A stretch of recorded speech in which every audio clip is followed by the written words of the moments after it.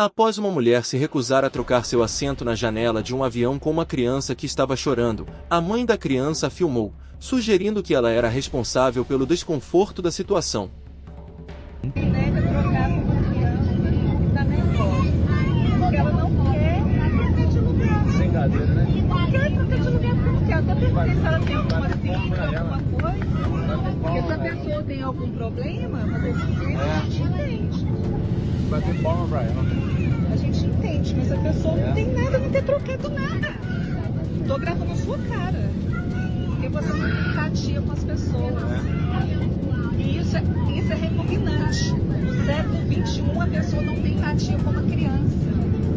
Porque se fosse com um adulto, tudo bem, agora tem uma criança, é demais. Muitos comentaram sobre o assunto. Uma delas foi a Juliana Ferron. O que acha da moça do avião que não cedeu lugar para a criança? Então, queridos, o foco aqui não deve ser a moça que não cedeu o lugar para a criança no avião, mas deve ser a atitude da mãe e o testemunho que ela está gerando no seu filho, que estava ali, né? O contexto era o seguinte: a criança queria sentar na janela e a mãe solicitou à passageira que cedesse o lugar para o seu filho.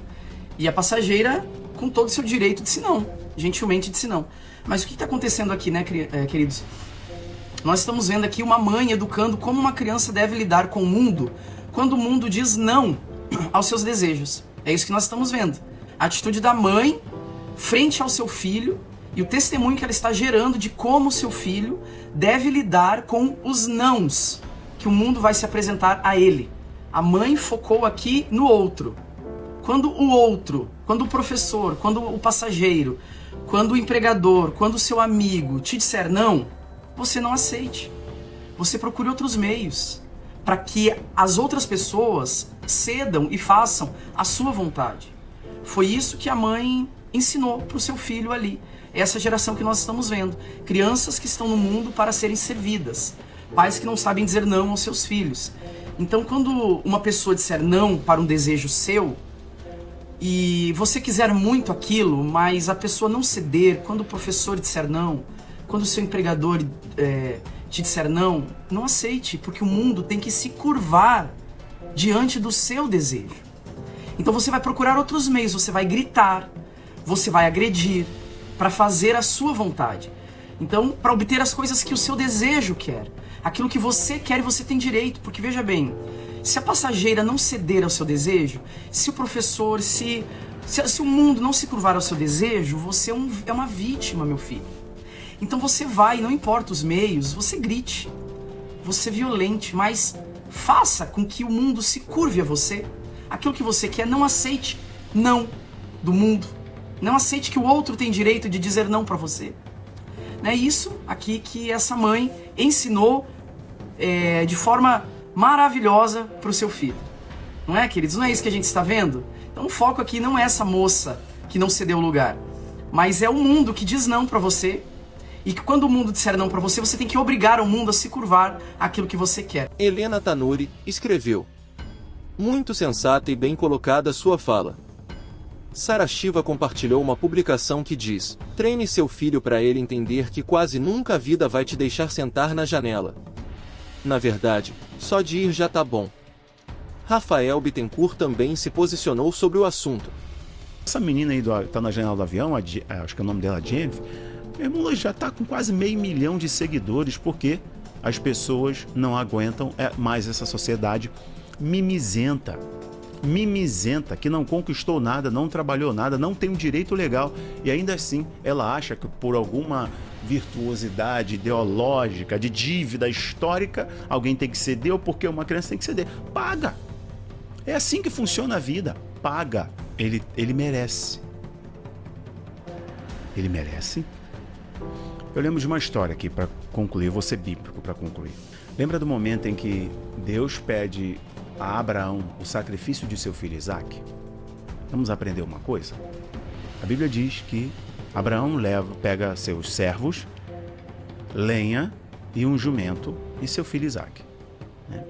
E vão os servos, acredito eu, ajudando com a carga, e o jumento também acreditando com a lenha para o altar, a fim de que Isaque fosse imolado, fosse sacrificado. A Bíblia diz que quando chega no pé do Monte Moriá, Abraão despede os servos, os escravos, tira a lenha do animal e coloca nos ombros de Isaque. e diz: vamos subir. Após adorarmos, nós retornaremos. E é o que acontece quando nós não aprendemos a subir na vida com peso nos ombros. Nós vamos descer das montanhas da vida como eternos meninos e não como homens. E essa geração está completamente perdida, fraca, sem valores, sem princípios. A vida rocha, ele vai lá e desiste de tudo. Por quê? Não aprendeu a subir a montanha com a lenha nos ombros. Abraão sabia que Deus estava pedindo Isaac em sacrifício, mas ainda assim ele não tirou a lenha dos ombros de Isaac. Eu sei, eu fui de uma infância muito pobre, muito difícil. O inimigo, eu mesmo, a minha mentalidade, minha criação, o mundo, tenta fazer com que eu, Rafael, alivie demais para os meus filhos. Tem critério ao comprar a passagem. Quem não obedeceu o critério, quem não chegou mais cedo, quem não se antecipou, quem não se preparou, acabou, não tem do que reclamar. Senta no seu lugar e fica quieta. A advogada e especialista em direito aeronáutico, Renata Belmonte, comentou sobre o assunto.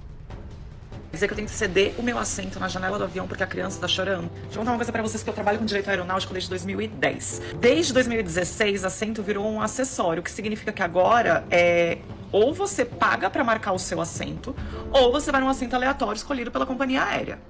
Então, se eu tô sentadinha na janela, é porque eu paguei pelo meu assento pra ficar ali, ou dei a sorte da companhia aérea me jogar ali. Fato é que aquele assento, ele é atribuído em regra apenas a um passageiro, correto? Daí chega uma mãe com uma criança chorando e vocês dizem assim: ai, mas o que custa deixar a criancinha viajar na janela do avião, né? Bom, no meu caso custa uma crise de pânico, porque eu tinha fobia de avião, eu não voava de avião de jeito nenhum, e hoje eu só voo na asa. Eu só vou no avião na asa. Por quê? Preciso ficar na asa, na janela, porque eu sei que a asa é mais estável. Quem me ensinou isso foi um piloto da Gol. E quando eu olho pela janela, eu fico mais calma. Então, se você chegar com seu filho e quiser que eu saia do meu assento na janela, eu não vou sair. Eu não vou sair. E a criança pode chorar o que for, porque, na minha opinião, compete ao pai e à mãe educar a criança. Ai, que falta de empatia. Desculpa, eu já fui uma criança. Eu sabia que não era tudo que eu queria na vida que eu ia conseguir. Por que as crianças de hoje em dia não sabem? Então, se você educou o seu filho achando que o mundo vai se curvar a ele, eu te trago uma péssima notícia. Eu não sairia do meu assento, e acho que quem não sai tá certíssimo. Se você sair do seu assento, também não vejo nenhum problema, é a sua liberdade. Se é uma coisa que você liga, não tem nenhum problema, mas assim, achar que um adulto tem a obrigação de sair do assento para uma criança mimada sentar. Como cristãos, somos chamados a refletir o amor e a compaixão de Jesus em nossas atitudes. Porém, também é importante entender que gentileza não deve ser imposta ou esperada como obrigação. Antes de julgarmos, devemos buscar sabedoria e equilíbrio para agir com empatia, tanto com quem pede algo quanto com quem, por qualquer razão, não pode atender. Se você chegou até aqui, se inscreva, curta, compartilhe e registre sua opinião nos comentários. Sua participação é muito importante para continuarmos trazendo fatos interessantes como este. Obrigado por assistir, que Deus te abençoe, e nos vemos no próximo vídeo.